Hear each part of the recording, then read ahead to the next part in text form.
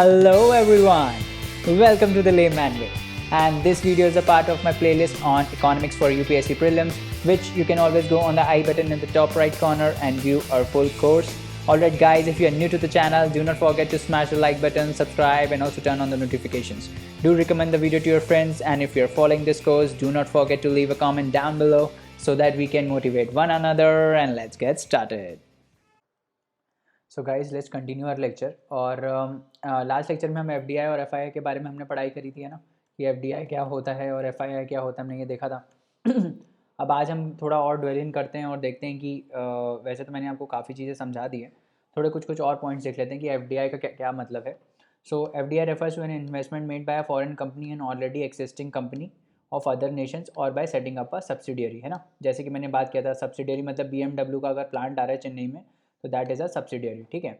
और अगर एप्पल रिलायंस में इन्वेस्ट कर रहा है ना, तो वो क्या हो गया, वो एग्जिस्टिंग कंपनी में इन्वेस्ट कर रहा है, ठीक है। तो कोई भी ऐसा इन्वेस्टमेंट जो बाहर की कंपनी करती है हमारी इकोनॉमी में in already existing company of other nation, दूसरे नेशन की अगर कोई, ये जनरल डेफिनेशन है कि कोई दूसरे नेशन की कंपनी में इन्वेस्ट करती है, या तो दूसरे नेशन की एग्जिस्टिंग कंपनी में करती है या फिर अपनी सब्सिडरी सेटअप करती है दूसरे नेशन में जाके, तो that is called FDI. So for example, if USA invest either in Reliance Jio or setting up a subsidiary of a USA based company in India, in both the ways India is getting a foreign direct investment, जैसे हमने बात किया था, ठीक है। इसमें एक चीज़ important है कि एटलीस्ट 10% इक्विटी ओनरशिप होनी चाहिए, ठीक है। जैसे कि मैंने आपको बताया था कि एटलीस्ट 10% इक्विटी का स्टेक जो है वो बाहर वाली कंपनी को मिलना चाहिए, तभी थोड़ा मैनेजमेंट में सही रहता है, तभी वो FDI कहलाता है, ठीक है। बट जो FPI होता है या फिर FII होता है, FPI और FII दोनों सेम चीज़ है। तो जो FPI होता है, फॉरेन पोर्टफोलियो इन्वेस्टमेंट होता है, it is a passive holdings. Passive holdings मतलब कोई मैनेजमेंट कंट्रोल नहीं है, कोई कंपनी को कंट्रोल करने का कोई स्टेक नहीं है उस चीज़ में। वो बस ऐसा है कि प्रॉफिट मोटिव है कि हमने रिलायंस के शेयर इसलिए खरीद लिए क्योंकि हमको लगता है कि वो बाद में जाके बढ़ेंगे, तो हम बाद में जाके उसको बेच देंगे और प्रॉफिट आ जाएगा हमको, ठीक है। So it is a passive holding of securities such as foreign stocks, bonds, other financial assets. None of the stated areas require active management or control of the securities issued by the investor, ठीक है। कोई active management नहीं होता है, ठीक है, समझ में आ रहा है ना। कोई एक्टिव मैनेजमेंट नहीं होता है, वो बस ऐसे शेयर परचेज करके सेल करने वाली बात है, ठीक है। तो वो होता है फॉरेन पोर्टफोलियो इन्वेस्टमेंट, ठीक है। FII refers to the group of investors who helps to bring the FPI in the country. तो हम बोले थे ना कि FII है और FPI है, one and only same thing होता है, बट जब ग्रुप आ जाता है ना, मतलब मान लो कोई एक इंडिविजुअल इन्वेस्ट कर रहा है तो वो FPI हो जाएगा। जब कोई ग्रुप ऑफ इंडिविजुअल्स या फिर कोई फॉरेन इंस्टीट्यूशन इन्वेस्ट कर रहा है तो वो क्या हो जाएगा, वो हो जाएगा फॉरेन इंस्टीट्यूशनल इन्वेस्टमेंट, ठीक है। FII refers to the group of investors, कुछ पर्टिकुलर ग्रुप ऑफ इन्वेस्टर्स जो इंडिया में शेयर बाय करेंगे, ठीक है। That help to bring FPI in the country, ठीक है। अब देखते हैं और थोड़े कुछ कंसेप्ट देखते हैं। पहला कंसेप्ट है ऑफिशियल रिजर्व सेल का। ऑफिशियल रिजर्व सेल क्या होता है, तो देखो सबसे पहले क्या होता है कि जो बैलेंस ऑफ पेमेंट में जब डेफिसिट आ जाता है, बैलेंस ऑफ पेमेंट में डेफिसिट कब आएगा, आप मेरे को बताओ कि बैलेंस ऑफ पेमेंट में, just a minute, balance of payment में डेफिसिट हमारा कब आएगा, एक मिनट। बैलेंस ऑफ पेमेंट में डेफिसिट कब आएगा हमारा, जब हमारे पेमेंट जो हैं, जो हम बाहर की कंट्रीज़ को ज़्यादा पे करेंगे और हमारी कंट्री में जो पैसा आएगा वो कम आएगा, राइट। तभी बैलेंस ऑफ पेमेंट का डेफिसिट आएगा। तो जब हम बाहर की कंट्री को पेमेंट करते हैं, ठीक है, जब हम बाहर की कंट्री को पेमेंट करते हैं तो हम उसकी करेंसी में पेमेंट करेंगे ना। मान लो मेरे को US को पे करना है तो मैं डॉलर में पे करूँगा, है ना, रुपए में पे थोड़ी करूँगा, मैं तो डॉलर में पे करूँगा, ठीक है। और जब वो US गवर्नमेंट मेरे को पैसा पे करेगी तो वो लोग रुपए में पे करेंगे, ठीक है। तो जब अब देखो, अब जो ये फॉरेन एक्सचेंज रिजर्व्स हैं, हमने देखा था ना कि RBI जो है ये होल्ड करता है। RBI और जो इसके बैंक्स होते हैं वो डॉलर्स होल्ड करते हैं, वो फॉरेन एक्सचेंज रिजर्व्स होल्ड करते हैं, ठीक है। तो जब ये डेफिसिट आ जाता है, मान लो डेफिसिट आया तो क्या होगा, डेफिसिट आया मतलब डॉलर की कमी हो गई इंडिया में, क्योंकि डॉलर तो बाहर जा रहा है। डेफिसिट का मतलब यही तो हुआ कि हम बाहर वाली कंट्रीज़ को ज़्यादा पेमेंट कर रहे हैं उनकी करेंसी में। तो मान लो मैं US के साथ डेफिसिट में चल रहा हूँ तो क्या होगा, मैं डॉलर पे करूँगा। अगर मैं डॉलर अपनी इकोनॉमी से पे करूँगा तो इंडियन इकोनॉमी में डॉलर कम हो जाएगा। इंडियन इकोनॉमी में अगर डॉलर कम हो गया, कोई भी किसी चीज़ का सप्लाई जब कम होता है तो क्या होता है, उस चीज़ का वैल्यू बढ़ जाता है, राइट। तो डॉलर का वैल्यू बढ़ जाएगा इंडियन मार्केट में। और अगर डॉलर का वैल्यू बढ़ गया इंडियन मार्केट में तो क्या होगा, रुपी जो है वो डॉलर के कंपैरिजन में क्या हो जाएगा, वीक हो जाएगा। मतलब इसका क्या मतलब है, पहले मतलब इसका मतलब ये है कि अगर $1 पहले 70 रुपीज़ हुआ करता था, ठीक है, तो अब डॉलर तो और कम हो गए, डॉलर कम और कम हो गए तो डॉलर का वैल्यू बढ़ जाएगा। तो वही एक डॉलर जो है उसका वैल्यू कितना हो जाएगा, अब उसका वैल्यू हो जाएगा 80 रुपीज़। इसको हम क्या बोलते हैं, इसको हम बोलते हैं कि डॉलर का वैल्यू जो है वो बढ़ गया, या फिर जो हमारी डोमेस्टिक करेंसी है वो डेप्रिशिएट हो गई, ठीक है, उसकी वैल्यू कम हो गई। मतलब अब आपको $1 खरीदने के लिए आपको 80 रुपीज़ देना पड़ेगा, पहले सिर्फ 70 रुपीज़ देना पड़ रहा था, अब 80 रुपीज़ देना पड़ेगा, ठीक है। तो ये ना हो, ये एक्सचेंज रेट फ्लक्चुएशन ना हो, इसके लिए आरबीआई क्या करता है, आरबीआई अपनी रिजर्व से डॉलर इंडियन इकोनॉमी में इन्फ्यूज़ करता है, ठीक है। तो वो क्या बोलता है कि हम आपको डॉलर दे रहे हैं, तो वो क्या करेगा, देखो किसी भी चीज़ का जब आपको बैलेंस लाना पड़ता है, अब इंडियन इकोनॉमी में रुपीज़ हैं और डॉलर हैं, ठीक है। तो अगर डॉलर बहुत कम हो गया, ठीक है, और रुपए बहुत ज़्यादा है, तो आरबीआई क्या करता है, रुपए लेता है लोगों से और बोलता है, बैंक से रुपए लेता है और बोलता है कि आप डॉलर रखो मेरे इसके बदले, रुपए के बदले, ताकि रुपीज़ कम हो जाएं इकोनॉमी में और डॉलर बढ़ जाएं और बैलेंस मेंटेन हो पाए रुपी और डॉलर का, तभी एक्सचेंज रेट फ्लक्चुएट नहीं करेगा, ठीक है, समझ में आ रहा है। तो उसी चीज़ को हम बोलते हैं क्या, official reserve sale. Official reserve sale मतलब जब बैलेंस ऑफ पेमेंट, जब डेफिसिट आ जाता है, तो आरबीआई क्या करता है, अपने फॉरेन एक्सचेंज रिजर्व से सेल करता है करेंसी, करेंसी सेल करता है। जैसे कि हमने अभी पिछले वाले में बात किया कि डॉलर अगर कम हो गया तो आरबीआई बैंक्स को डॉलर देगा और उनके बदले रुपए ले लेगा, ताकि सिस्टम से रुपी भी कम हो जाए। डॉलर कम हुआ तो रुपी भी कम हो जाए और उसके बदले डॉलर थोड़ा बढ़ जाए, ताकि बैलेंस मेंटेन हो पाए डॉलर और रुपी में, समझ में आ रहा है। तो उसको हम बोलते हैं क्या, उसको हम बोलते हैं ऑफिशियल रिजर्व सेल, ठीक है। द डिक्रीज और increase in official reserves is called the overall balance of payments deficit और सरप्लस। अगर डिक्रीज हो रहा है ऑफिशियल रिजर्व में, ठीक है, तो उसको हम बैलेंस ऑफ पेमेंट डेफिसिट बोलेंगे। डिक्रीज हो रहा है का क्या मतलब है कि आरबीआई का जो डॉलर काउंट है, जो आरबीआई के पास जितने डॉलर हैं वो डिक्रीज हो रहे हैं। आरबीआई के पास डॉलर डिक्रीज हो रहे हैं तो क्या मतलब है कि भाई वो डॉलर इकोनॉमी में दे रहा है, डॉलर इकोनॉमी में दे रहा है का क्या मतलब है कि इकोनॉमी में डॉलर कम है। इकोनॉमी में डॉलर कब कम होगा, जब हम यही डॉलर बाहर किसी कंट्री को दे रहे होंगे, बाहर किसी कंट्री को पेमेंट दे रहे होंगे, तभी तो डॉलर इकोनॉमी में कम होगा, है ना। तो इसका मतलब क्या है कि ये डेफिसिट है ना, डेफिसिट में चल रहा है क्योंकि हम डॉलर ज़्यादा पे कर रहे हैं बाहर। तो जब डिक्रीज़ होगा ऑफिशियल रिजर्व तो डेफिसिट है, जब इंक्रीज़ होगा ऑफिशियल रिजर्व तो सरप्लस है। यही चीज़ अगर उल्टी हो जाए, बाहर से करेंसी आ रही है अंदर, ठीक है, तो ऑफिशियल रिजर्व बढ़ जाएगा, है ना। तो उसमें क्या होगा, उसमें बैलेंस ऑफ पेमेंट ये सरप्लस हो जाएगा, करेक्ट। तो ये कंसेप्ट है। अब दो चीज़ें और कंसेप्ट में आती हैं, एक है ऑटोनॉमस ट्रांजैक्शन और एक है अकोमोडेटिंग ट्रांजैक्शन, ठीक है। ये बस ऐसे ऊपर ऊपर से ध्यान दे लो क्या होता है। ऑटोनॉमस ट्रांजैक्शंस क्या होता है, इसको हम बोलते हैं अबव द लाइन आइटम्स, ठीक है। अबव द लाइन आइटम्स बोलते हैं when international economic transactions are made due to some reason other than to bridge the gap in the balance of payment, ठीक है। तो देखो क्या बोल रहा है कि जब बैलेंस ऑफ पेमेंट में कोई गैप होता है, गैप मतलब आप जब पेमेंट बाहर किसी कंट्री को कर रहे हो, ठीक है, और बाहर से पेमेंट अंदर आ रहा है, ठीक है, ये दोनों बहुत ही कम सेम होता है, ठीक है। जब सेम होगा तो वो बैलेंस्ड हो जाएगा, ठीक है। जब सेम नहीं होगा तो गैप होगा, ठीक है। या तो आप बाहर पेमेंट ज़्यादा कर रहे होगे या तो आपके पास पैसा ज़्यादा आ रहा होगा, दोनों ही केस में हमको बैलेंस करना रहता है, ठीक है। तो जब हम कोई भी ऐसा ट्रांजेक्शन करते हैं जिससे ये चीज़ बैलेंस होती है, तो उसको हम बोलते हैं अकोमोडेटिंग ट्रांजेक्शन, ठीक है। उसको हम क्या बोलते हैं, अकोमोडेटिंग ट्रांजेक्शन, ये नीचे वाला। अगर हम बैलेंस ऑफ पेमेंट जो बैलेंस ऑफ पेमेंट है उसका डेफिसिट या सरप्लस को ब्रिज करने के लिए कोई ट्रांजैक्शन करते हैं, तो उसको हम बोलते हैं अकोमोडेटिंग ट्रांजैक्शन। और इसके अलावा जितने भी ट्रांजैक्शन होते हैं दूसरे, इसको ब्रिज करने के अलावा जितने होते हैं उसको हम क्या बोलते हैं, ऑटोनॉमस ट्रांजैक्शन।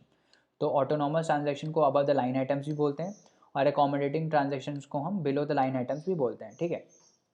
तो मैंने जैसे बताया अकोमोडेटिंग ट्रांजैक्शन क्या होते हैं, it is determined by the gap in the balance of payment, that is whether there is a deficit और surplus in the balance of payments. अगर डेफिसिट है तो उसको ब्रिज करने के लिए जो ट्रांजैक्शन होता है, उसको ब्रिज करने के लिए कौन सा ट्रांजैक्शन होगा, उसको ब्रिज करने के लिए क्या करेगा, आरबीआई डॉलर इन्फ्यूज़ करेगा इकोनॉमी में, लेट से, ठीक है। तो वो ट्रांजैक्शन क्या आ गया, वो ट्रांजैक्शन होता है अकोमोडेटिंग ट्रांजैक्शन। और इसके अलावा अगर बैलेंस ऑफ पेमेंट का डेफिसिट या सरप्लस को ब्रिज करने के अलावा जितने ट्रांजैक्शंस होते हैं उसको हम क्या बोलते हैं, उसको हम बोलते हैं ऑटोनॉमस ट्रांजैक्शंस, ठीक है।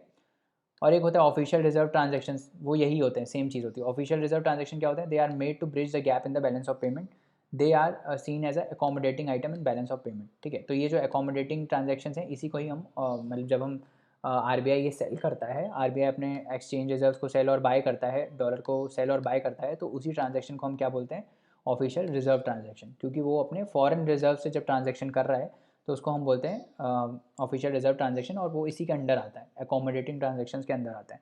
क्योंकि अकोमोडेटिंग ट्रांजेक्शंस क्या होते हैं, वो वाले ट्रांजेक्शन होते हैं जिससे हम डेफिसिट और सरप्लस जो है बैलेंस ऑफ पेमेंट का, उसको ब्रिज करते हैं, उसको कम करते हैं, ठीक है।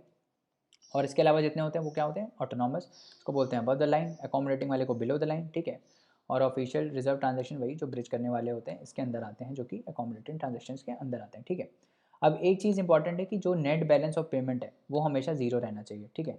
Net balance of payment zero इसलिए रहना चाहिए क्योंकि अगर जीरो नहीं रहा नेट बैलेंस ऑफ पेमेंट तो एक्सचेंज रेट फ्लक्चुएट करेगा, ठीक है।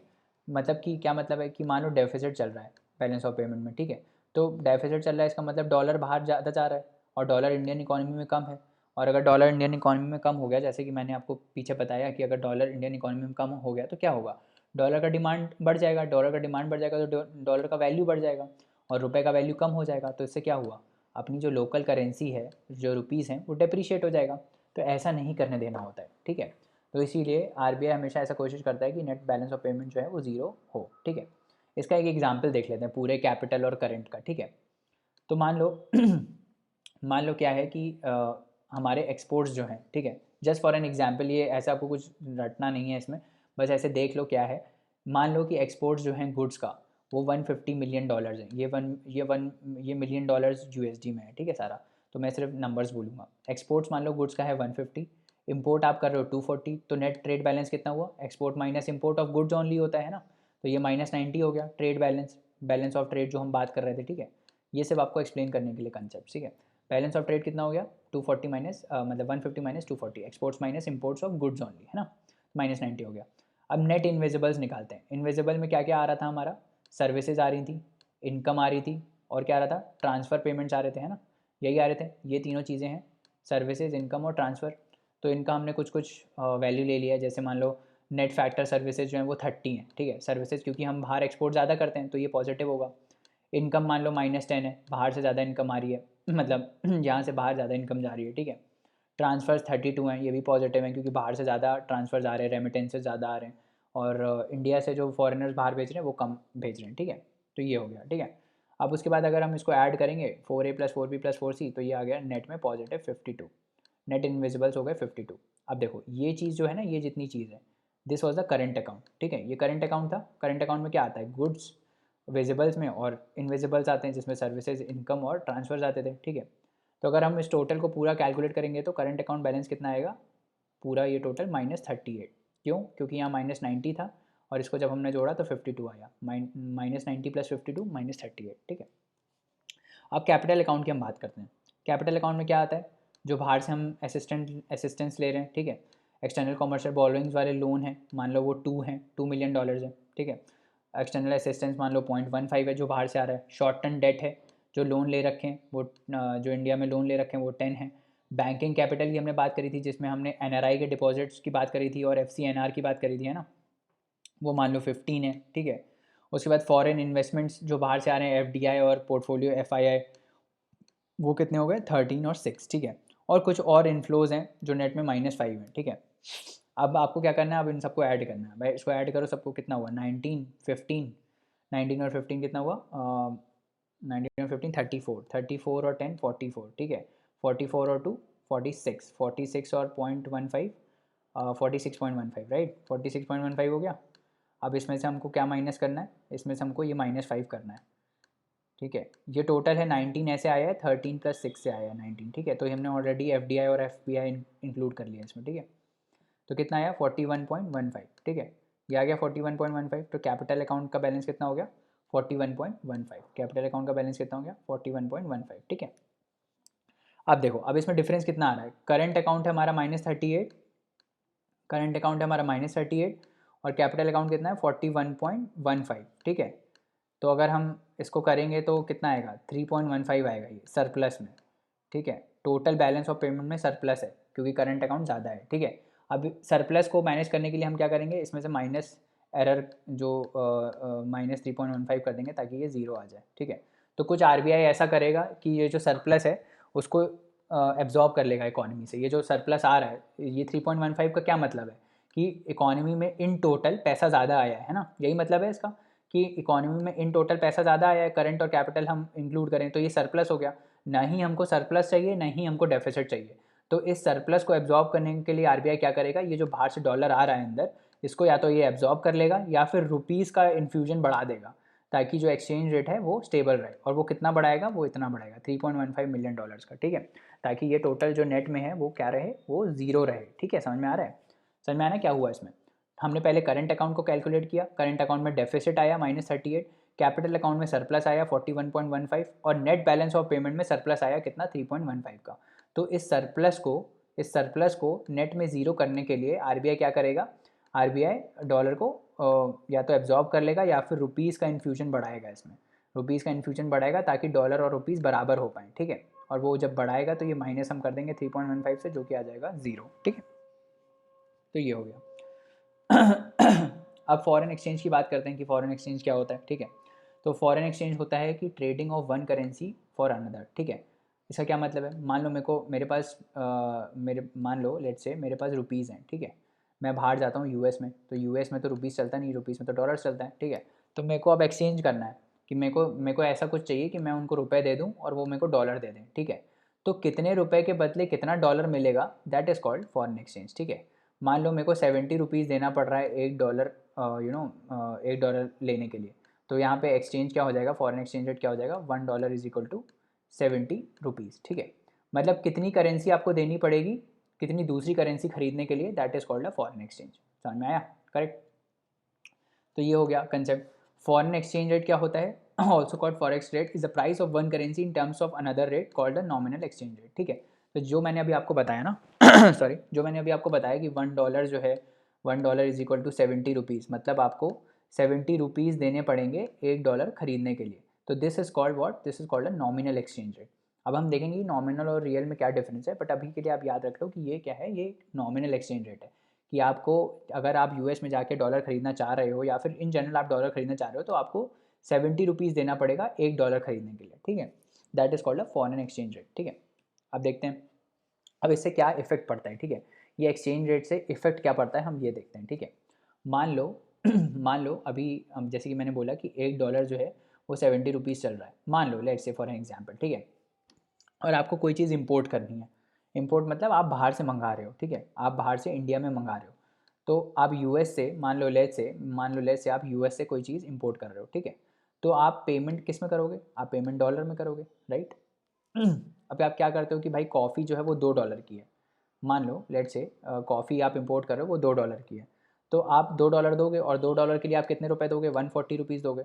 आप बैंक को बोलोगे कि 140 रुपीज़ दे दो, तो बैंक क्या करेगा, वो 140 रुपीज़ को डॉलर में कन्वर्ट करके बाहर दे देगा। ठीक है, ऐसे ट्रांजैक्शन होता है। अब जब भी कोई चीज़ आप इंपोर्ट करते हो तो आप रुपए का इक्विवेलेंट देते हो डॉलर में। ठीक है, समझ में आ रहा है? तो अभी इसमें क्या हुआ कि आपको $2 बाहर पे करना है, तो आप 140 रुपीज़ पे कर रहे हो। क्यों आप 140 रुपीज़ क्यों पे कर रहे हो, क्योंकि $1 70 रुपीज़ है, तो आपने 140 रुपीज़ दे दिया तो $2 हो गए, है ना, और आपने इंपोर्ट कर लिया। ठीक है, अब मान लो क्या होता है कि ये जो एक्सचेंज रेट है, ये जो 70 रुपीज़ था ना, $1 इज इक्वल टू 70 रुपीज़, अब वो बढ़ जाता है। लेट्स से फॉर एग्जांपल हम देख रहे हैं कि इसका इफेक्ट क्या आएगा इंपोर्ट और एक्सपोर्ट पे।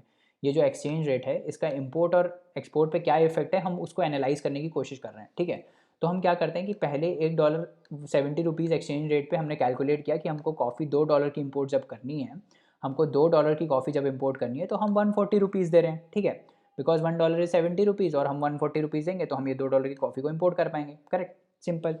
अब दूसरे केस में क्या होता है, ये जो यही यूरो एक्सचेंज रेट है वो रुपी मतलब डेप्रीशिएट हो जाता है, रुपी डेप्रीशिएट हो जाता है, मतलब कि रुपी की वैल्यू, मतलब आपको अब ज़्यादा रुपए देने पड़ेंगे $1 खरीदने के लिए, मतलब $1 मान लो 80 रुपीज़ हो जाता है।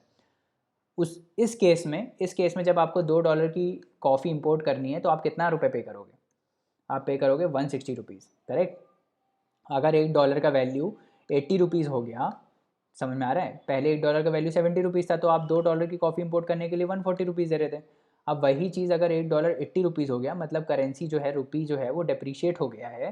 डेप्रीशिएट मतलब कि उसका अब आपको ज़्यादा पैसा देना पड़ रहा है, अब आपको ज़्यादा रुपीज़ देना पड़ रहा है $1 खरीदने के लिए। करेक्ट, तो आप वही $2 की कॉफ़ी 160 रुपये में इंपोर्ट करोगे। ठीक है, तो इम्पोर्ट्स महंगे हो गए ना, समझ में आ रहा है, इम्पोर्ट महंगा हो गया, तो अब क्या होगा, जब इम्पोर्ट महंगा होगा तो कम इम्पोर्ट करोगे आप और फॉरेन करेंसी की डिमांड कम हो जाएगी। समझ में आ रहा है, समझ में आया क्या हुआ इससे?